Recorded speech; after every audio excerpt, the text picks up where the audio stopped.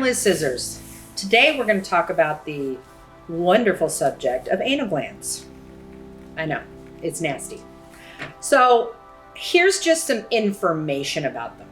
It's a gland on either side of the rectum, directly beside the rectum hole, and they are internal glands that are produced for a couple of reasons. One, it creates lubrication when they have a bowel movement.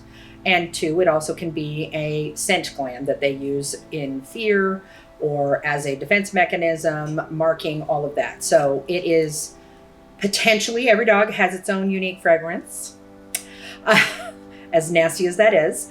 And they all produce a little bit differently. And the substance itself should be the consistency of oil. So it's not super thin and watery, but it is not thicker than the consistency of oil if it's healthy. So we want to make sure that when a dog has its glands expressed, we are paying attention to the consistency. As gross as it is, it's important. We need to know, because once it starts to thicken, it can create problems.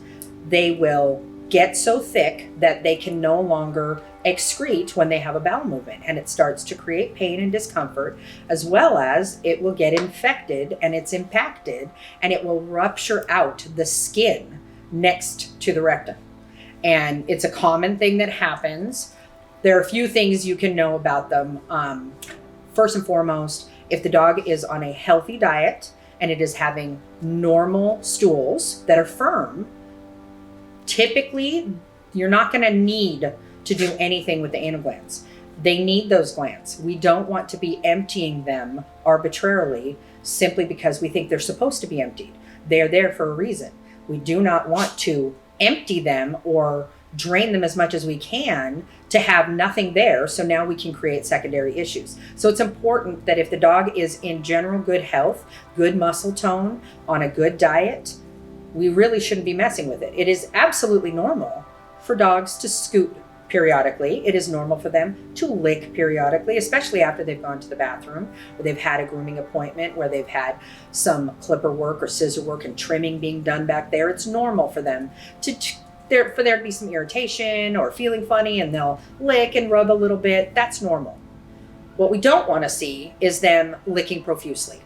We want to discourage them from doing that. Number one, we don't want them to irritate the skin too much, because that can create a problem. But we also don't want to let them give us signs of a problem and we're not paying attention.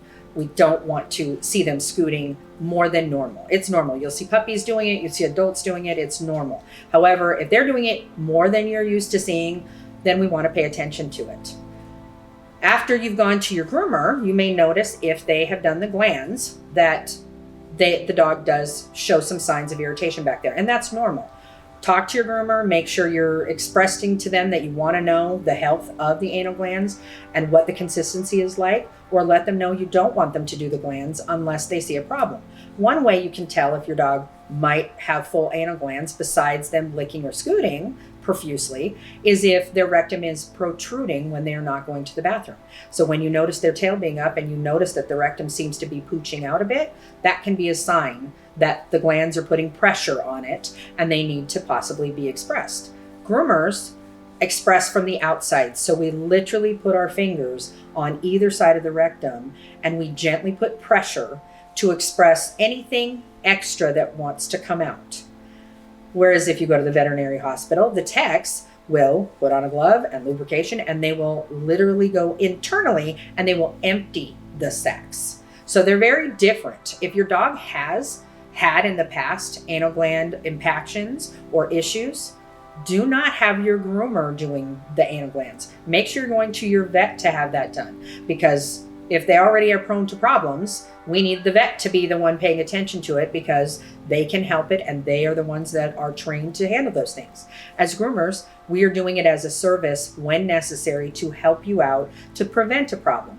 However, if the dog is acting painful, if the dog does not tolerate us doing it, most groomers are going to say, I did not do it.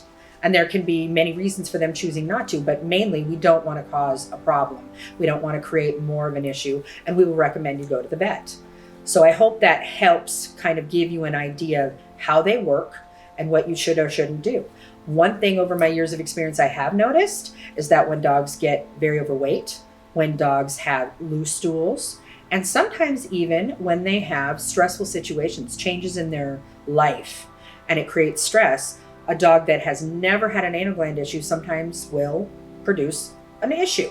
And all of a sudden their glands are full and we've never had an issue before. So it's not scientific. That is my opinion just from experience as far as the stress portion of it. But I do recommend you pay attention to those things. Sometimes it just randomly will affect your dog in different ways, but make sure that they are at a healthy weight. Make sure that they are having firm stools. Don't do the glands unless there is a problem. Their body needs it. And the breeds that are prone to having those problems are honestly these tiny, tiny breeds that have been bred down that don't have good muscle structure and bone structure or health. So those are the ones you got to look out for the most. Most large breeds rarely, if ever, have a problem with them. And everybody in between, it just depends. But don't do it arbitrarily. And I hope that this has helped you. These tips are as nasty as they may be to talk about. They're important to know. I want you to have that information. If you want some more information about me, go check out lizsizzers.com, and I hope to see you on the next one.